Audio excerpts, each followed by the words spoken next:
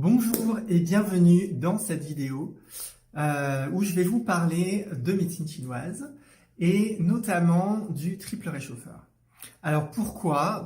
Simplement parce que cette semaine, j'ai eu le droit à faire un travail avec des personnes qui sont venues me voir sur ce méridien-là.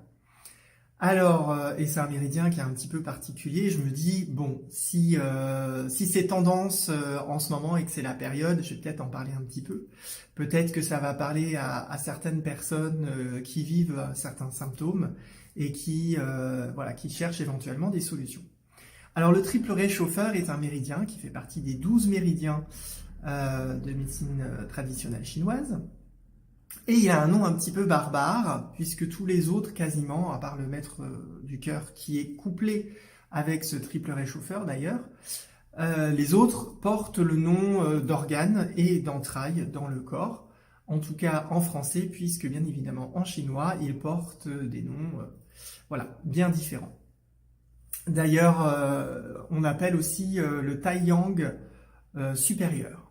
Voilà, ça c'est le nom originel de ce méridien. Et ensuite, comme il y a une volonté en Chine notamment de rendre la pratique de la médecine traditionnelle chinoise moins ésotérique, on est passé à des noms qui représentent les organes et les entrailles du corps. Sauf que pour ce grand méridien du Taiyang, notamment avec le triple réchauffeur, eh bien, il n'y a pas vraiment d'organe, il n'y a pas vraiment qui est lié à ce méridien-là, et donc ils ont donné ce nom-là, qui peut paraître un petit peu ésotérique. Alors, ce méridien, qu'est-ce qu'il va gérer? Eh bien, comme son nom l'indique, on parle des 3 réchauffeurs. Et les 3 réchauffeurs, c'est quoi? Eh bien, on a le réchauffeur inférieur, qui est lié au niveau du bassin. Vous avez le réchauffeur médian qui est localisé au niveau de l'estomac. Et vous avez le réchauffeur supérieur qui est au niveau des poumons. Donc ça, ce sont les 3 réchauffeurs. Et ces trois réchauffeurs, ces 3 zones qui sont censées bien évidemment travailler ensemble. Et ils ont des températures aussi différentes. Donc on peut aussi, lors d'une pratique de séance de médecine chinoise, on peut aussi toucher ces zones, que ce soit devant ou que ce soit dans le dos, ce qui donne des indications aussi sur l'état des 3 réchauffeurs. Alors ça peut se faire en même temps que la consultation, ou ça peut se faire pendant la pratique. Moi je sais que je le fais pendant la pratique, je ne fais pas forcément une palpation au moment où je fais le diagnostic, sauf si on reste que sur un diagnostic, mais bien évidemment, souvent je fais un diagnostic plus une séance, donc j'intègre ça dans ma séance, ces indices-là. Et pour vous donner un petit truc aussi pour évaluer la qualité de votre triple réchauffeur, et généralement le réchauffeur inférieur, qui est aussi lié au dantian inférieur, est le réchauffeur le plus chaud. Donc, sous votre nombril, si vous posez votre main au niveau là du haut du bassin, ça doit être chaud. Si c'est pas chaud, il y a un problème avec ce réchauffeur inférieur. Ensuite, le réchauffeur supérieur doit être chaud aussi, mais moins chaud que le premier. Et là, si c'est froid, et surtout si vous avez du froid, vous touchez votre estomac, il est froid, vous avez un froid d'estomac. Clairement, donc soit par un froid externe, donc on dit une attaque de pervers externe en médecine chinoise, qui est au niveau de l'estomac souvent lié à l'alimentation, mais pas que, ou bien c'est un vide d'énergie d'estomac, un vide de yang, souvent. Après, il faut aller voir derrière, c'est quoi. Et ensuite, le 3e réchauffeur, c'est celui qui est le plus froid. Il doit être chaud quand même, enfin chaud, il est plutôt tiède, mais il doit être moins chaud que les 2 autres. Donc, en termes de température, vous avez du plus chaud au plus froid, d'abord le réchauffeur inférieur, puis les réchauffeurs médians et le réchauffeur supérieur. Donc ça, c'est quelque chose que vous pouvez vous-même facilement tester sur vous, sur vos enfants, pour savoir ou votre compagnon, pour savoir si tout va bien au niveau de ces 3 réchauffeurs. Ces 3 réchauffeurs aussi, et du coup j'avais envie de parler aussi de ce méridien suite à la séance que j'ai faite ce matin avec une personne.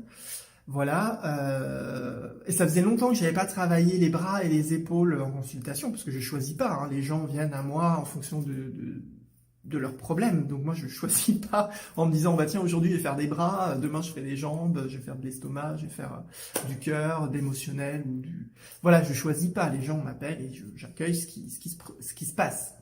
Et donc cette semaine j'ai fait 2 bras. 2 bras, notamment 2 épaules, mais bon, épaules, bras, tout ça, c'est quand même lié, hein, au niveau de l'articulation, de toute façon. Et alors, l'un c'était le gauche, l'autre c'était le droit. À 2 jours d'intervalle, je me dis, quand même, ça fait des années que j'ai pas fait de bras, et là, en 2 jours, j'ai 2 bras. 2 bras et un problème, tous les deux, de vide d'énergie dans le triple réchauffeur. Et j'ai trouvé ça particulier, je me suis dit, bah voilà, je vais en parler, je vais en profiter. Alors les 2 séances se sont passées de façon complètement différente, mais avec quand même beaucoup de libération d'énergie à chaque fois. Et je voulais aussi parler de ça parce que pendant une séance, il peut se produire des choses. Parce que bien évidemment, en utilisant les méridiens et en utilisant les aiguilles sur certains points, ou les mains, ou du moxa, hein, d'ailleurs du moxa, je vous en ai mis un là comme ça, c'est de l'armoise que je fais brûler et que j'utilise sur certains points. Ça met en mouvement des énergies à l'intérieur du corps, des émotions, des choses comme ça, et et le corps en fait réagit de façon différente. Et là, dans les 2 cas, on a eu des réactions qui sont complètement différentes. Dans un cas, on a eu pas mal de spasmes. Souvent, les spasmes, c'est lié au foie. C'est lié au foie, c'est des tensions, c'est des colères, c'est de l'irritabilité, voilà, tous ces éléments psycho-émotionnels qui sortent du corps. D'un coup, paf, ça fait comme un élastique qui lâche. Donc il faut juste accueillir, hein. De toute façon, pendant une séance, si vous résistez, c'est pas très bon, hein. Il faut vraiment laisser faire le corps, mais des fois, on est tellement surpris, et c'est parfois tellement intense, que ça nous fait peur et que on veut essayer de maîtriser notre corps de ce qui se passe. Et en fait, il faut pas du tout faire ça. Il faut vraiment, voilà, lâcher. Moi, vraiment, j'accueille les gens comme ils sont. Il se produit quoi qu'ils se produisent, des spasmes, des pleurs, voilà. Avec moi, il n'y a pas de problème. Vous pouvez libérer. Et on est là pour ça. Et la séance, elle est là pour ça. Donc, voilà, il faut vraiment lâcher. Et la deuxième séance, ça a été complètement différent. Alors là, il y a eu des tremblements énormes. Et là, c'est pareil, il ne faut pas avoir peur. Il faut laisser le corps trembler, hein. Moi, là, j'accompagne, je continue la pratique, qu'il y ait des tremblements ou pas. Alors, si c'est très important, évidemment, j'attends que le corps libère la charge émotionnelle avant de pouvoir retravailler avec lui. Sinon, si je peux, j'accompagne en même temps que le processus de libération se fait. Et là, c'est pareil. Et surtout pour les tremblements, comme les tremblements sont souvent liés aux peurs, effectivement, la personne a senti des peurs. D'ailleurs, elle me l'a exprimé. Et c'est bien d'exprimer aussi pendant la séance, parce qu'on va pouvoir aller plus loin. Et les peurs, c'est pas facile à lâcher. Donc, voilà. Après, c'est quelqu'un qui travaille beaucoup sur elle. Donc, j'avais confiance sur le fait que, voilà, ces peurs qu'elle ressentait, qu'elle vivait physiquement et qu'elle ressentait dans ses émotions, elle était capable de les accueillir et de les laisser simplement, voilà, circuler et sortir du corps sans bloquer. Mais parfois, c'est très impressionnant, hein. C'est très impressionnant, surtout quand on s'y attend pas et qu'on tremble comme une feuille et qu'on panique, parce que, voilà, des fois, les personnes paniquent. C'est pas grave, même si vous paniquez, paniquez. Mais ne bloquez pas le processus. Voilà, soyez dans la panique. Parce que la panique, c'est aussi une mémoire, c'est aussi une énergie, et que des fois, il faut aussi libérer de la panique. Donc voilà, donc je voulais aussi voilà, traduire ça dans cette vidéo en lien avec le triple réchauffeur. Et quand on travaille voilà, sur les plans psycho-émotionnels, et surtout avec le triple réchauffeur, comme je le disais ce matin, c'est aussi lié, alors physiologiquement aux 3 réchauffeurs, bien évidemment, c'est aussi lié aux muscles, et notamment les muscles, le système, alors je ne sais plus si c'est le parasympathique ou l'orthosympathique, j'arrive jamais à retenir lequel des deux, mais c'est le système nerveux musculaire que l'on contrôle, que l'on maîtrise, c'est-à-dire les mouvements, les gestes et tout ça. Je crois que c'est le parasympathique. Et l'orthosympathique, c'est les mouvements qu'on ne contrôle pas. La respiration, les battements du cœur, les contractions intestinales, la digestion, des choses comme ça. En fait, on n'a pas la maîtrise, vraiment. Bon, la respiration quand même un petit peu. Mais voilà, vous ne pouvez pas arrêter vos battements de cœur comme ça, les accélérer ou les ralentir comme ça, ou intervenir sur vos intestins, voilà, comme ça. C'est un autre système. Mais le triple réchauffeur, c'est vraiment celui sur lequel on a la maîtrise. Voilà. Et c'est pour ça qu'aussi, symboliquement, quand on a un problème de triple réchauffeur, c'est aussi qu'on a un problème dans la liberté de mouvement et on voudrait faire des choses et on n'y arrive pas et ça bloque. Voilà, mais c'est volontaire, hein. C'est vraiment quelque chose de mouvement volontaire. Donc lié aussi à l'énergie du foie et de la vésicule biliaire. D'ailleurs, le triple réchauffeur et la vésicule biliaire sont dans le même méridien, hein. Je vous parlais du tai yang. Donc la vésicule biliaire, c'est le tai yang inférieur, ou le tai yang de jambes, et le tai yang de bras, c'est le triple réchauffeur. Donc ils sont ensemble. Le foie, le triple réchauffeur, sont ensemble, les trois réchauffeurs et le mouvement, parce que le foie et la vésicule biliaire, c'est lié au mouvement et aux muscles, sont reliés par ce grand méridien qu'on appelle le grand yang, le tai yang. Et qu'est-ce que je voulais vous dire aussi là-dessus? Oui, le triple réchauffeur, aussi psycho-émotionnellement parlant, c'est aussi lié au corps, à l'âme et à l'esprit. Alors pourquoi on pourrait avoir en automne des problèmes de triple réchauffeur? Ou de maître du cœur aussi, parce que c'est aussi lié dans les rapports yin-yang avec le triple réchauffeur. Parce qu'en fait, c'est l'élément du feu, le triple réchauffeur. Ça fait partie du feu, même si il représente les trois réchauffeurs, donc il représente finalement aussi la libre circulation dans tous les référentiels, hein, que ce soit l'eau, le vent, le feu, le bois, la terre, le métal, il est quand même classé dans l'élément feu. L'élément feu, vous savez, c'est l'été. Et l'été, voilà, si on a fait un gros travail, on a beaucoup puisé dans notre énergie du feu, qu'on a fait beaucoup de transmutation, on a beaucoup brûlé de choses dont on ne veut plus, et qu'on s'est beaucoup relié spirituellement, parce que c'est aussi l'esprit, voilà, c'est le chêne dans le cœur, on s'est beaucoup relié au niveau de l'esprit, on a pu épuiser cette énergie. Et arrivé dans l'automne, cette énergie, elle est un petit peu déficitaire. Et c'est les deux cas que j'ai eu cette semaine, c'est-à-dire qu'on a un méridien de triple réchauffeur qui est vide. Donc là, c'était deux pathologies de vide de méridien. Ça n'a rien à voir avec l'organe. De toute façon, le triple réchauffeur n'est pas lié à... Il n'y a pas d'organe. Donc là, on est vraiment sur une pathologie de méridien où le méridien est épuisé. Du coup, physiologiquement, la circulation se fait beaucoup moins bien dans le méridien. Hein, c'est le bras, ça peut monter jusqu'au cervical. Mais c'est surtout au niveau de l'épaule et légèrement en arrière. Voilà, et ça passe par le coude derrière ici. Et les douleurs sont souvent ici. Ça peut arriver jusqu'au-dessus du poignet, au milieu du poignet. Ça aussi, c'est un grand signe du problème de triple réchauffeur. Et après, ça monte. Voilà, puis ça peut arriver jusqu'au visage. Et du coup, comme il n'y a plus d'énergie, suffit qu'on fasse un mouvement ou qu'on sollicite un peu trop le bras, et là qu'on traumatise le corps, et là du coup, ça crée des douleurs. Et du coup, on n'y arrive plus, on a des douleurs, on a mal, ça peut nous empêcher de dormir. D'ailleurs, les deux cas, ils n'arrivaient pas à dormir, ils ne pouvaient pas se mettre sur l'épaule, ils ne pouvaient pas plus se mettre sur le bras. Voilà, c'était quand même assez compliqué. Et ça, c'est parce et il y a un vide. Et en fait, ça disparaît pas au bout de 3 jours. Parce que généralement, quand il n'y a pas de vide d'énergie, qu'on est dans une énergie normale, et que on fait une pratique, on fait quelque chose, on fait du bricolage, on fait du sport, et comme ça, qu'on va un peu au-delà de nos capacités, on a des douleurs. Enfin, peu importe où, hein, là on est sur l'épaule, donc je monte l'épaule, on a des douleurs. Voilà, on fait la muscu, on a des douleurs, on n'a pas l'habitude. Si on a une énergie normale, au bout de 2 jours, ça disparaît. 2-3 jours, ça disparaît, puisque en fait, le corps gère. Si vous êtes en vide d'énergie, ce qui se produit, c'est que, en fait, le corps, il va pas pouvoir réguler le, comment dire, l'excès d'exercice ou l'excès d'énergie que vous avez demandé dans cet endroit du corps qui était déjà complètement déficitaire à ce moment-là. Et du coup, ça crée des douleurs dont on a du mal à se débarrasser.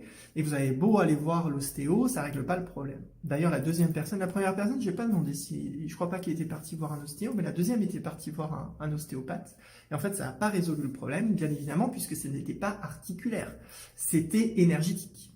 Il n'y avait pas assez d'énergie et musculaire, du coup. Parce que s'il n'y a pas assez d'énergie dans le muscle, qu'on sollicite trop l'articulation, ça fait un peu, même partout dans le corps, je donne l'exemple du lumbago. Le lumbago, c'est le dos, mais tout le monde connaît ce que c'est qu'un lumbago, donc c'est facile à expliquer par le lumbago. Mais le phénomène, il peut se reproduire dans une épaule. C'est-à-dire, vous avez un vide d'énergie là, vous sursollicitez cette zone, le corps, pour éviter que l'épaule se déboîte ou que les articulations des cervicales se déplacent ou que votre coude parte en vrille, eh ben il se protège. Qu'est-ce qu'il fait? Il va bloquer. Il va bloquer l'articulation en serrant les muscles. Donc là, on va avoir des tensions musculaires. Et ces tensions musculaires-là, eh ben dedans, il y a des nerfs qui passent, forcément. Et donc, comme ils sont tendus, ça peut créer des douleurs aiguës, voire des fourmillements au bout des doigts, voire perte de sensation au bout des doigts, ou même dans le bras, même au-dessus de la peau. Des fois, on a l'impression qu'on touche la peau et qu'on ne sent pas qu'on nous touche. Voilà, tout ça, c'est nerveux. Et en fait, c'est pas forcément lié à l'articulation, c'est pas forcément lié à une hernie cervicale ou dorsale, ou un pincement dans l'articulation de l'épaule ou du coude. C'est lié à des spasmes musculaires où les muscles sont venus se rétracter très très fort avec le nerf qui était à l'intérieur, et du coup quand vous faites certains mouvements et du coup vous faites bouger le muscle avec le nerf dedans coincé, et ben vous avez une décharge et ça fait mal. Voilà. Donc après, toute la stratégie bien évidemment, c'est de libérer déjà les tensions qui ont du mal à se libérer d'elle-même. Donc là, moi, j'utilise principalement du Tuina et de la ventouse pour aller chercher vraiment les muscles en profondeur qu'on n'arrive pas à voir par la main, en tout cas par le massage. Et ensuite, comme il y a un vide d'énergie, bah, j'utilise justement mon petit bâton de moxa, génial, pour apporter de l'énergie dans le méridien. En plus, l'armoise a des propriétés aussi à travers la fumigation de nettoyage des mémoires, et aussi des nettoyages des émotions. Donc en plus, ça va permettre un nettoyage psycho-émotionnel dans le corps éthérique et dans les corps subtils de la personne. En plus de venir tonifier le chi, l'énergie dans le méridien. Et d'ailleurs, dans ma deuxième séance, vraiment, ça a été, enfin dans les deux d'ailleurs, la première c'était moins impressionnant, mais moi j'ai bien noté qu'à partir du moment où j'ai commencé à utiliser le moxa et à remplir le méridien d'énergie, que là, il y a eu vraiment des décharges de spasmes qui se sont produits. Et dans la deuxième séance, ça a été pareil. À partir du moment où j'ai commencé en massage déjà, à partir du moment où j'ai commencé en massage, puis après le moxa, là, vraiment, il y a eu la décharge émotionnelle, des peurs, et de ce que la personne a traversé avec les tremblements et tout ça, parce que en fait on redonne de l'énergie dans le méridien, on redonne de l'énergie au corps, on lui redonne sa capacité de s'auto-guérir, parce que moi je ne guéris personne, je ne fais que à partir des techniques de la médecine chinoise de remettre le corps, en tout cas comme je peux, dans une configuration où il peut se guérir lui-même, en lui apportant de l'énergie, en faisant circuler, en démontant des blocages et des choses comme ça. Et voilà. Et voilà pour le triple réchauffeur, parce que si je continue, je peux en parler pendant des heures aussi. Mais c'était surtout voilà, essentiel, je pense, de vous parler du triple réchauffeur, puisque c'est quand même un petit peu particulier. Et aussi vous présenter voilà, des symptômes, des pathologies qu'on appelle de méridiens en médecine chinoise, qui sont souvent des douleurs, mais qui ne sont pas liées aux organes. Et même si on travaille sur le méridien de l'estomac, c'est pas parce qu'il y a un problème d'estomac, c'est un problème de méridien, c'est un problème de circulation dans le méridien. Et pour ça, il y a des techniques de libération, des blocages, voilà, et éventuellement de remettre de l'énergie, parce que voilà, tout n'est pas un défaut d'énergie. Et je finirai là-dessus, ça fait beaucoup, je vous donne beaucoup d'infos là, mais tout est lié et je trouve que c'est intéressant de tout mettre ensemble. Donc regardez-la plusieurs fois si vous ne comprenez pas tout, si je vais un peu vite. Mais aussi, ce que j'expliquais aussi avec les plénitudes d'énergie et les vides d'énergie, c'est que, je voulais un petit peu l'expliquer au départ quand même, c'est que voilà, que quand vous êtes en vide d'énergie et que vous faites quelque chose, vous avez une douleur, et en fait elle a du mal à disparaître. Voilà, et ça c'est souvent synonyme de vide. Parce que quand c'est une plénitude, bien souvent, quand même, le corps, il arrive plus facilement à gérer une plénitude qu'un vide. Voilà, et bien souvent avec une plénitude, il suffit de masser, de se faire masser, et en fait ça va juste libérer la stagnation et l'excès d'énergie va juste se libérer. Mais c'est vrai que dans les cas de vide, il faut malheureusement utiliser des techniques particulières que les personnes de médecine chinoise connaissent et peut-être d'autres pratiques aussi qui travaillent sur ces référentiels-là. Mais une douleur qui perdure dans le temps ou qui est lancinante, que vous n'arrivez pas à vous débarrasser, bien souvent, c'est un vide. Voilà. Et après, il faut aller chercher pourquoi. Voilà. Est-ce que c'est un vide lié à une attaque d'énergie externe? Est-ce que c'est un vide lié à un déséquilibre interne? Est-ce que c'est un vide de méridien? Voilà, tout simplement. Voilà, faut aller chercher, faut aller creuser, faut prendre rendez-vous. Et donc, c'est ce à quoi je vous invite. Si jamais, cette vidéo vous a parlé, que vous avez ce genre de symptômes, que vous connaissez quelqu'un qui a ces symptômes, qui n'arrive pas à trouver une solution, peut-être qu'une séance de médecine chinoise, ça peut l'aider avec moi, avec quelqu'un d'autre, voilà, peu importe. Moi, le but, c'est surtout de transmettre un petit peu ma pratique, parce que comme je disais ce matin à ma cliente, bien souvent, les personnes viennent me voir quand ils ont fait le tour de toutes les popotes. Et c'est aussi, malgré qu'elles me connaissent, c'est aussi ce qu'elle avait fait. Elle avait été voir plusieurs personnes, elle a travaillé sur elle a été voir un ostéo, machin. Et à un moment donné, elle a pensé à sa sciatique, elle était venue pour ça, une fois, enfin plusieurs fois d'ailleurs. Et du coup, elle s'est dit, ah mais tiens Grégory, peut-être que comme ça marche bien sur la sciatique, peut-être que ça peut marcher bien sur l'épaule. Bon, a priori, à sortie de la séance, si elle avait fait un grand bien, on verra s'il faudra une deuxième.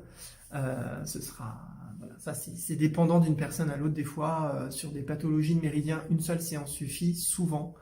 Mais parfois, et surtout dans les cas de vide, ça nécessite au moins une deuxième, quelquefois une troisième. Voilà. En tout cas, j'espère que cette vidéo vous a plu. Ça change un petit peu du contenu que j'ai l'habitude de partager. Mais là, je m'étais dit, ça change. Et puis, c'est aussi l'occasion de vous présenter aussi une pratique que je fais depuis plus de 10 ans maintenant et que j'aime énormément pratiquer, partager, en parler avec les personnes que j'ai en consultation souvent parce que bien évidemment on se pose des questions, on ne comprend pas ce qui se passe dans notre corps et souvent la médecine chinoise elle a beaucoup de réponses. Elle explique beaucoup de choses et le fait déjà de pouvoir expliquer, le fait que on puisse avoir une explication, déjà il y a une charge émotionnelle aussi qui se libère, donc j'aime bien quand on me pose des questions, j'aime bien que la personne soit un petit peu curieuse, et surtout aussi, et je finirai par ça, ayez un objectif. Quand vous venez en séance de médecine chinoise, ayez un objectif. Et moi je pose toujours la question de l'objectif, parce que il y a des choses qui se préparent, et la personne qui est venue ce matin, pour qui la séance a été très forte pour elle, parce que elle avait un objectif, elle venait pour ça. Et donc le corps, il se prépare, comme je lui ai dit, moi j'ai rien fait, j'ai dit t'étais prête, moi j'ai juste remis en fonction ce qui allait pas, refait circuler, mais en fait tout était prêt pour que tout se libère. Donc ayez un objectif, ne venez pas juste comme ça pour dire bon je viens et puis on verra ce qui se passe. Bah non, parce que c'est un petit peu dommage, même si on va pouvoir trouver quand même des choses et des clés ou travailler de façon globale de toute façon pour la prévention. Mais si vous avez vraiment une thématique sur laquelle vous travaillez, vraiment, n'hésitez pas à venir avec cette intention-là. Voilà, parce que dans les mondes subtils et dans l'inconscient et dans tout ce qu'on ne voit pas, il y a des choses qui se préparent. Et plus la personne elle est prête, et plus pendant la séance, ça se fait, quoi. Tout simplement. Voilà, je vous remercie, et puis à bientôt dans une prochaine vidéo.